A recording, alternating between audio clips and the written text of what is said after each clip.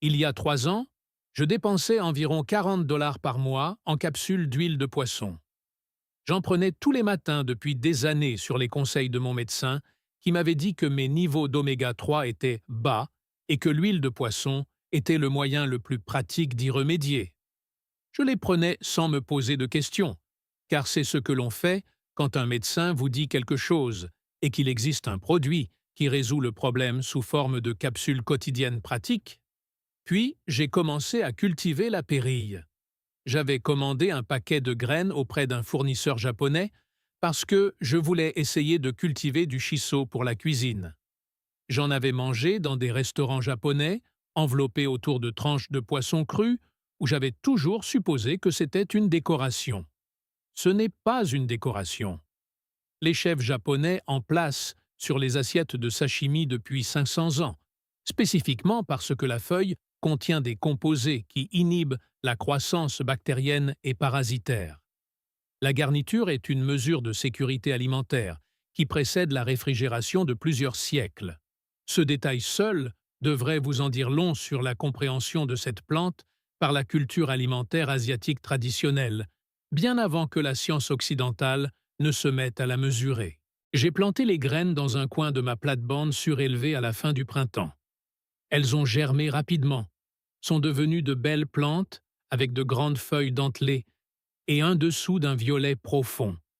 Et au milieu de l'été, je récoltais des feuilles pour les salades, les wraps et les soupes. Puis, à l'automne, j'ai laissé quelques plantes monter en graines et tomber naturellement, j'ai nettoyé le reste, et j'ai en grande partie oublié ce coin du potager.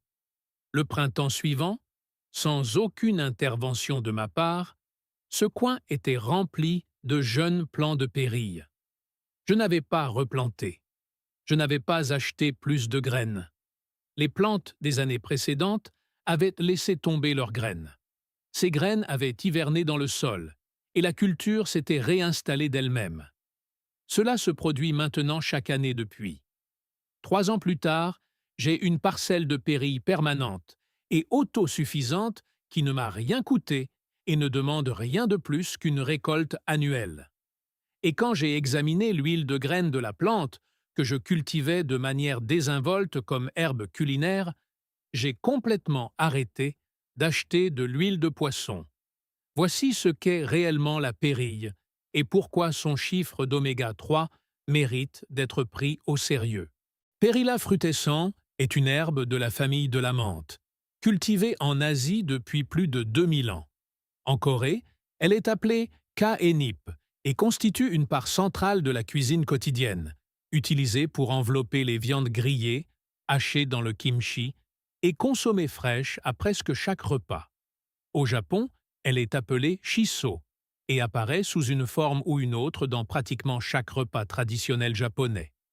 En Chine, elle est documentée dans les textes médicaux depuis environ 200 après J.C., lorsque le Shenong Benkao Jing, la plus ancienne pharmacopée encore existante de l'histoire de l'humanité, décrivait l'utilisation des feuilles pour les affections respiratoires et des graines pour les troubles digestifs.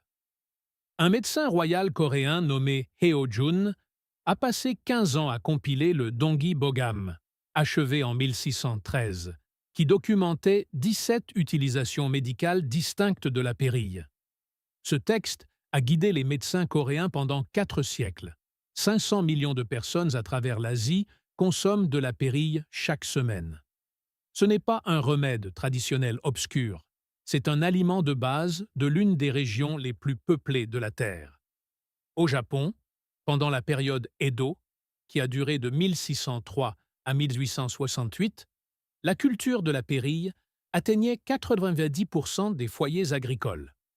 Les familles la cultivaient simultanément pour l'alimentation, la médecine et l'huile de lampe. Avant l'électricité, les villages japonais pressaient les graines de pérille pour éclairer leurs maisons. Une plante remplissant 3 fonctions à partir du même sol est exactement le genre d'efficacité qui se perd lorsque les systèmes alimentaires s'industrialisent. Maintenant, les chiffres. En 1991, des chercheurs de l'Institut national de nutrition en Inde ont analysé l'huile de graines de pérille et ont trouvé des concentrations d'acide alpha-linolénique entre 54 et 64 %. L'acide alpha-linolénique est la forme végétale des acides gras oméga 3. À titre de comparaison, l'huile de lin, que la plupart des nutritionnistes occidentaux décrivent comme la meilleure source végétale d'oméga 3, en contient environ 53 %. L'huile de graines de chia en contient environ 58 %. Les deux sont vendus comme superaliments haut de gamme dans les magasins d'aliments naturels à des prix considérables. L'huile de graines de pérille contient 64 %, la concentration la plus élevée jamais mesurée chez aucune espèce végétale, et elle se ressème seule de manière permanente dans votre jardin après une seule plantation. Le profil nutritionnel de la feuille est tout aussi robuste. Les feuilles de pérille fraîches contiennent 3,9 g de protéines pour 100 g, ce qui dépasse les épinards et le chou frisé. La teneur en calcium atteint 230 mg pour 100 g. La concentration en vitamine A atteint 5520 unités internationales.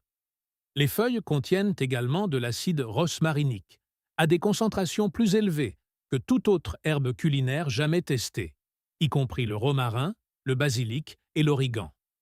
Un essai clinique publié dans les Annals of Allergy, Asthma and Immunology en 2003 a administré de l'extrait de pérille à des patients souffrant d'allergies saisonnières et a constaté une réduction de 50 % des symptômes allergiques dans le groupe de traitement.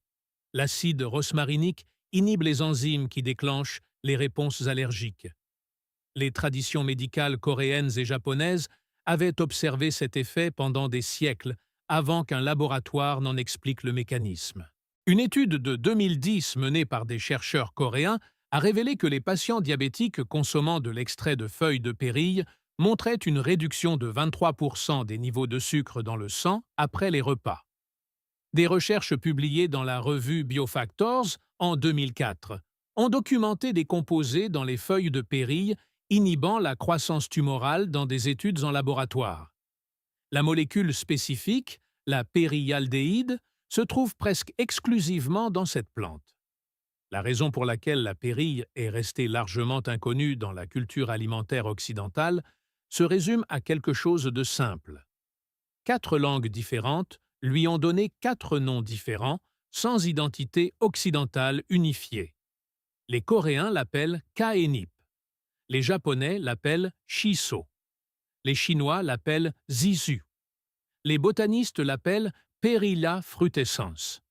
Sans un nom cohérent dans les livres de cuisine occidentaux, les épiceries ou les bases de données de recherche, la plante n'avait pas de présence constante. La coriandre et le cilantro sont la même plante, et la culture alimentaire occidentale a finalement unifié ces noms. La pérille n'a jamais reçu le même traitement. Elle est restée étrangère à chaque rencontre séparée, jamais familière, jamais intégrée. Cette fragmentation, combinée au fait qu'une plante qui se resème et peut être pressée à froid avec des outils manuels, ne génère pas de vente de graines répétées ni de revenus de transformation industrielle, a fait qu'elle n'a reçu pratiquement aucune promotion commerciale sur les marchés occidentaux. Le résultat pratique est visible dans le financement de la recherche. Recherchez huile de poisson et oméga 3 dans les principales bases de données médicales et vous trouverez plus de 15 000 études. Recherchez pérille et oméga 3 et vous en trouverez environ 400. Ce ratio ne reflète pas l'efficacité relative des deux sources, mais l'orientation des fonds de recherche. L'huile de poisson représente un marché mondial annuel de 4 milliards de dollars. Elle nécessite un traitement industriel, une extraction, une purification, une encapsulation, une expédition en chaîne du froid et une infrastructure de contrôle qualité. L'huile de graines de pérille peut être pressée à froid dans un abri de jardin avec une presse manuelle qui coûte moins de 100 $. Le fossé de la recherche est un fossé de financement, pas un fossé de preuve. Voici comment la cultiver, ce qui est la partie la plus simple. La pérille prospère dans les zones USDA 4 à 10, ce qui couvre la majeure partie des États-Unis continentaux et des climats tempérés équivalents en Europe. Elle tolère les sols pauvres, supporte la sécheresse une fois établie et pousse en plein soleil ou à mi-ombre sans perte significative de production. C'est, à toute fin pratique, une plante facile à cultiver. Semer les graines à l'intérieur 6 semaines avant la dernière date de gel ou semer directement en pleine terre après le dernier gel. Les graines ont besoin de lumière pour germer. Pressez-les donc sur la surface du compost plutôt que de les enterrer. Elles sont lentes à démarrer, prenant 2 à 3 semaines pour apparaître, mais une fois qu'elles poussent, elles s'établissent rapidement. Espacez les plants d'environ 30 cm, bien qu'ils tolèrent le surpeuplement sans grande difficulté. Arrosez régulièrement pendant la période d'établissement des premières semaines. Après cela, la pérille établie est largement autosuffisante dans tout climat, avec des précipitations estivales raisonnables. Elle n'a pas besoin d'être fertilisée. Elle n'a pas besoin d'être tutorée. Elle n'a pas besoin de protection contre la plupart des parasites. Elle est, comme toutes les meilleures plantes alimentaires, largement indifférente à votre attention une fois qu'elle connaît le sol dans lequel elle pousse. Récoltez les feuilles tout au long de la saison de croissance en les coupant de l'extérieur de la plante et en laissant le centre continuer à pousser. Les feuilles fraîches peuvent être utilisées immédiatement dans les salades, les wraps et les soupes. Elles ont un goût de combinaison complexe, de menthe, de basilic et d'anis, qui est assez doux et polyvalent pour être utilisé dans la cuisine asiatique et européenne. Séchez-les pour le thé en suspendant des bouquets dans un endroit chaud et aéré pendant 1 semaine. La feuille séchée donne un thé clair, légèrement mentholé, que les foyers coréens et japonais boivent depuis des siècles. Pour la production d'huile de graines, laissez certaines plantes fleurir pleinement en automne. Les épis floraux produisent entre 1000 et 4000 graines par plante et environ 85% de ces graines germeront. Récoltez les têtes de graines lorsqu'elles sont sèches et ressemblent à du papier en coupant l'épi entier et en le laissant sécher davantage sur un plateau à l'intérieur. Battez les graines en frottant les épis entre vos paumes et conservez-les dans un bocal scellé dans un endroit frais et sec où elles resteront viables pendant 5 ans ou plus. Pour presser l'huile, utilisez une petite presse manuelle disponible chez tout fournisseur d'équipements de vie autonome pour moins de 100 $. La pression à froid préserve la teneur en oméga 3, que la chaleur dégrade. Une modeste récolte de graines produit suffisamment d'huile pour remplacer la supplémentation commerciale pendant une année entière. L'huile a une saveur riche, légèrement noisettée, et fonctionne bien comme huile de finition en cuisine ou prise directement à la cuillère, si vous l'utilisez purement comme complément nutritionnel. Le semis spontané est la partie qui change tout l'aspect économique de la culture de cette plante. En automne, après avoir récolté ce dont vous avez besoin pour la production d'huile et le stockage des graines, laissez les plantes restantes laisser tomber leurs graines naturellement. Ne nettoyez pas la plate-bande avant le printemps. Ces graines hiverneront dans le sol et germeront l'année suivante sans aucune action de votre part.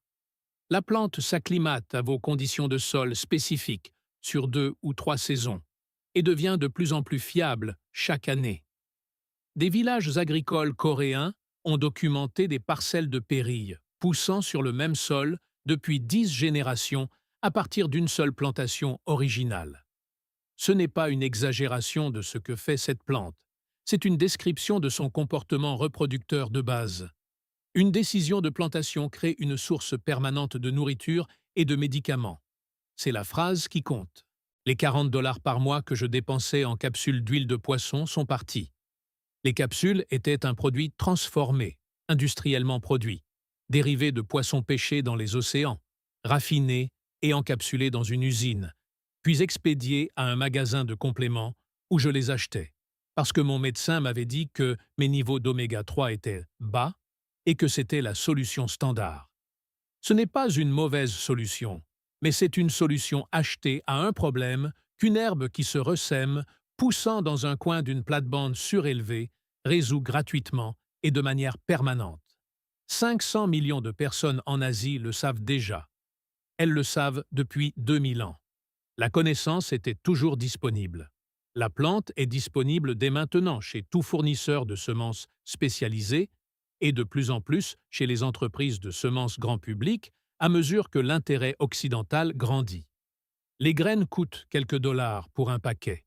Ce paquet devient une parcelle permanente. Cette parcelle produit des feuilles pour la cuisine et des graines pour l'huile chaque année, sans replantation, sans achat, sans chaîne d'approvisionnement qui doit fonctionner parfaitement pour apporter des nutriments à votre corps. Plantez-la une fois, elle revient chaque année. L'oméga 3 est là chaque automne dans les graines. Les feuilles sont là du printemps jusqu'au gel. Et dans 10 ans, quand la parcelle se sera complètement naturalisée à votre sol et que les plantes seront plus grandes et plus productives que celles avec lesquelles vous avez commencé, vous n'aurez toujours pas dépensé un centime de plus pour elles. C'est à cela que ressemble une infrastructure alimentaire permanente. Pas un abonnement à des compléments. Une plante qui revient à sa guise chaque printemps pour le reste de votre vie. Si cette histoire a changé votre perception du potentiel de votre propre jardin, n'hésitez pas à vous abonner et à aimer la chaîne. Nous mettons en lumière la sagesse et l'histoire ancienne que les systèmes modernes ont tenté d'enfouir. Cultivons ensemble un avenir plus autonome. Le prochain trésor caché de la nature sera bientôt révélé.